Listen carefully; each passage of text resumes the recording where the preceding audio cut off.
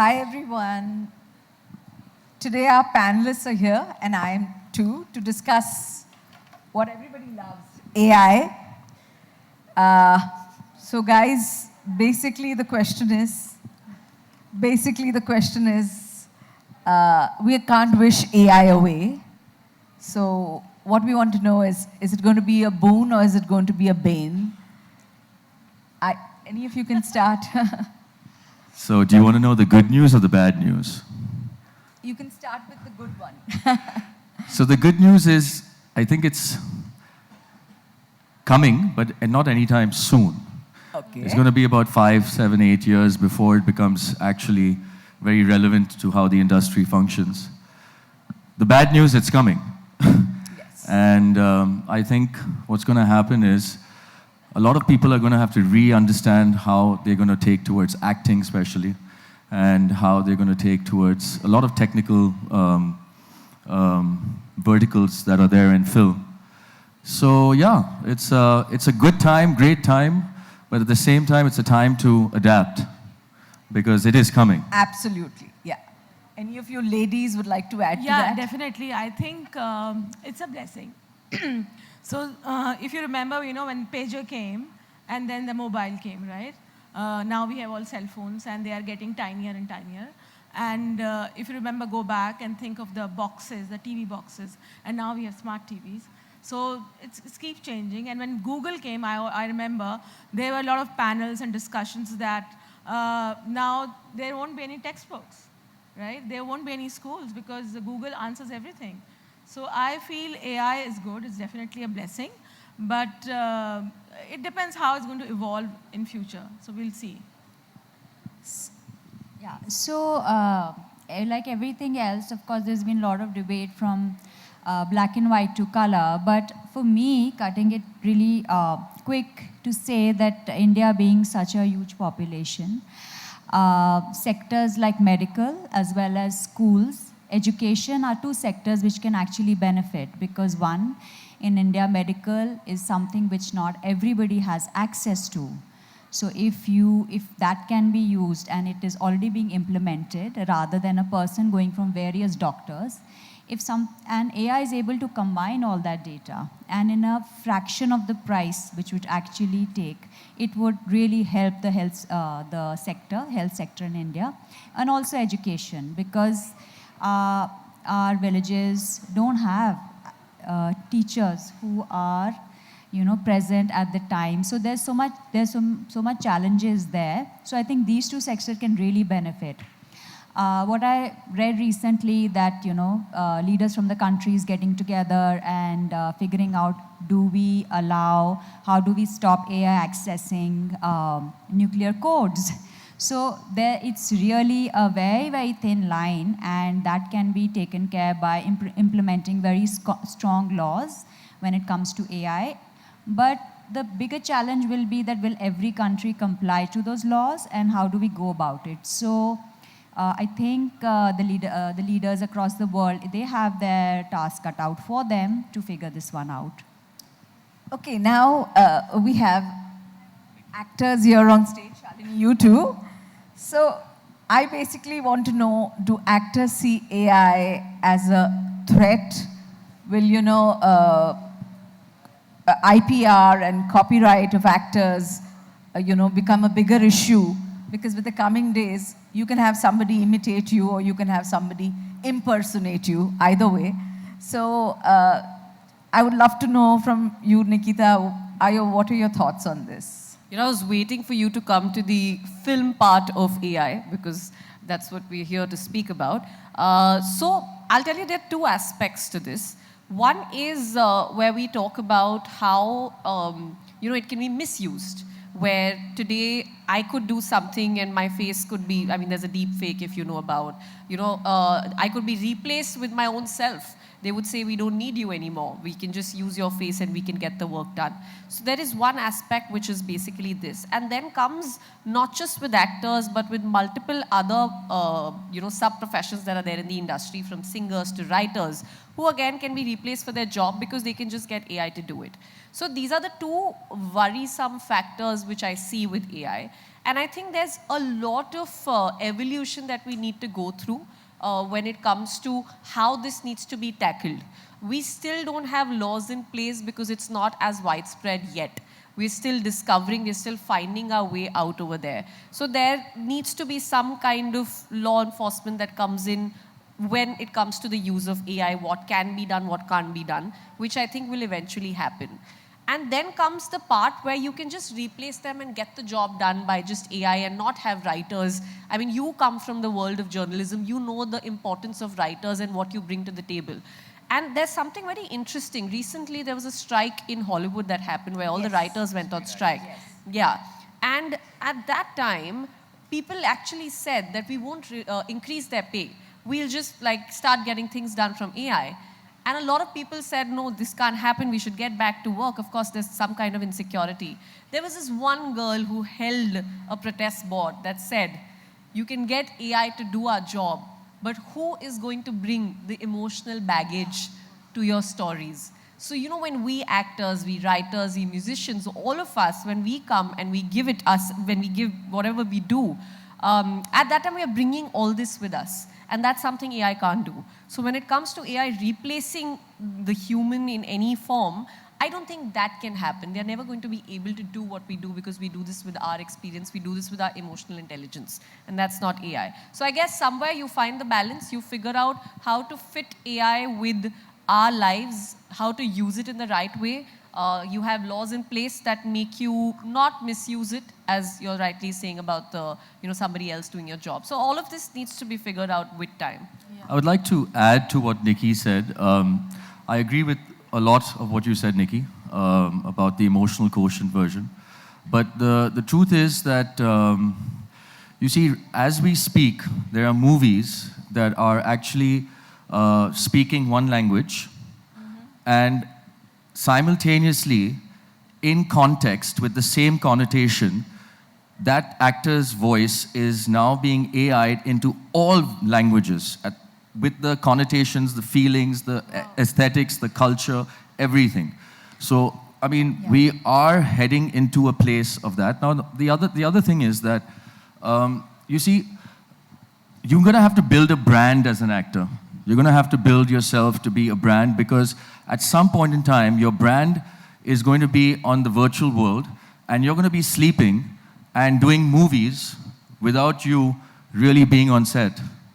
So your avatar is going to replace you on a lot of things. So are they going to get all this emotions? Yeah. It's going to take time, because you see right now, if you see anybody's AI presentation, there's very little stock that's going around, and you'll see a lot of files and a lot of data that's pretty much the same.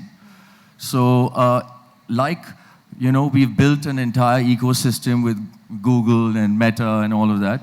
An ecosystem will be built over time for AI to pick it up from the cloud and make those things really happen. So, for an actor, it is like a decade down. I don't know what acting will be as a career, but yeah, let's see. I wouldn't say acting is going to complete. I'm so sorry. I'll just add on to what Zayed said. I don't think acting can ever go out as a career. I very strongly believe in that, because if you see back in the day, it was always first theater and then cinema came in. And when with cinema, there was animation that was introduced. And at that time, everybody thought, who's going to watch this? And you see how animation has progressed today. There's 3D and there's all sorts of, there's a whole market out there for animation. But that does not mean that the market for cinema or for theater has gone anywhere. There's also still a huge market for that. Nikki, you don't have to be worried, because you're already a brand. But the next gen will have to be worried, trust me. I'm just saying that, like, I don't think actors should feel insecure if they're doing it the right way, because that's here to stay. I mean, our takes are never the same.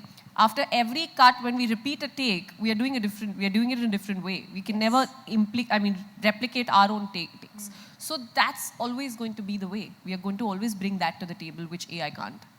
And I think I completely resonate with both of them, Zayed and Ricky, because being an entrepreneur and we have a lot of products, and we need smart and pretty faces like you to endorse the product.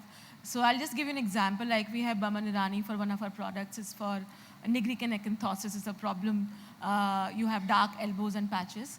So he's done a fantastic job. He's our brand ambassador for that product. And I don't think the kind of credibility he carries because he has done some amazing movies. An AI model can do it because the emotions and the way he has delivered it, it's amazing. So I don't see any threat to the So Bollywood industry. I'll just add to that. So God made man in his image. Man is making AI in his. So it's a watered down version. Okay, it will take time for it to like become sentinel, and for it to like actually reason and think and give emotions. But you must understand that every 5 years, fashion changes, lingo changes, ethics change, the way people see happiness, sadness, sorrow, fear. All of these things are changing. So you will need humans to understand at what point of evolution are we for even AI to depict, you know, a one-line script, you know, as to how well they're said, going well to. said, yeah, absolutely. Shalini, would you like to? So I was recently, when I was invited to this panel, I was quite surprised with the topic. And I mean, my interest in cinema is just starting. I have been with this medium for very long, but I came across some information which was like the accent of the actress in the film Brutalist was actually improved by AI. There were a couple of, I think Tom Hanks and another, they were in, not Tom Hanks, I think one of the actors in another film, they were, you know, de-aged, as they say, to show the entire story rather than spending hours on makeup and prosthetics. So AI is being used, of course. Also, AI is using the information that we have created. They are mastering it, perfecting the scenes, the lighting, but they're not been able to create anything over that. Suppose Picasso created a painting, but AI will copy it, but not be able to create anything further. So the idea is that AI will reach a level where it will copy, like what happened with the Ghibli studio, and it was absolutely not correct. But it can master it and reproduce it. But will it be able to create something new? That we do not know right now, and hopefully not. So. Shalini, that's a very passionate thing that you're saying, but I beg to differ. Once AI becomes sentinel, which means when it becomes, you know, conscious, okay, it will become, it'll leave us humans behind. Where we will come into play is, most importantly, is AI, which is artificial generative intelligence, which will be coming up. What will be important is how you use your prompt. I was just speaking with Meena before that if you understand that how to use it as a tool, it'll be a slave to you and it'll work for you. But if you do not have the understanding of how to utilize it, then you will be slave to it. So how you prompt, like say a chat GPT, a DeepSeek, or whatever it is exactly how you're going to get what answer you want, and that will measure from person to person. So we are still the masters of AI individually. We are like a drop of the ocean, but we are still part of the ocean. Yeah. But I thank you for what you said, because a lot of people are actually thinking down that line, and it might not be so. You know what you rightly said, that of course it's being used to make our films better, to correct certain things which ideally you would struggle to correct. But even after all of that, today you have, I mean, in spite of all the lighting and the editing, you still have films that try and make it, like they try to go the raw way. I mean, you have films that choose not to light a frame. You have films that choose not to probably cut a take. You have films like that as well. And that's a different side of filmmaking. Like if I have to name Adolescence is one of those shows which is shot in a single take. Correct. They've not used any external lighting. They have the option available, but they've chosen not to use it. I feel like similarly, there will be filmmakers who will say that, no, we don't want to use this. We have this available, but we want to do this the real way, and this is how we want our film to look. So I feel like that difference certainly will be visible to the audience. So the issue is also not just what anybody wants creatively. I'm a very creative person. I've painted all my life. I love to do things rather than do anything to the computer or, you know, whatever. But it's not going to be cost effective anymore to actually probably have physical lighting. So that is also one of the issues. Like, probably there'll be studios who would want to, like a director would want, I want a real actor, but they'll say, you know, we don't have the money for it. So there's so much dilemma to that as Of well. course, that's of course I'm there. I'm saying. saying there are Cost people effect- who Like, choose to go the hard ultimately, way. it will come even down today. to somebody saying that I would like, this is what I'd like, and there'll always be someone, and then the trend will start. So I know. So cost effectiveness will actually determine on how popular you are. Okay, it's as simple as that. So the more popular you are, so that, you know, the more costs can be administered to any kind of project. So now how you get popular is different. So that's pretty So much it. guys, the takeaway from today's conversation basically was very reassuring in the sense we are still masters of AI. AI is not our master. And you know, in, And in our case, we need Yeah. the real skin. Yeah. Like, you know, if someone has pigmentation on the face, we need a real human to show the, you know, how it has progressed. Correct. How our product has worked on the. I don't think AI is going to help us in that. Yeah. So thank you so much for this, everyone.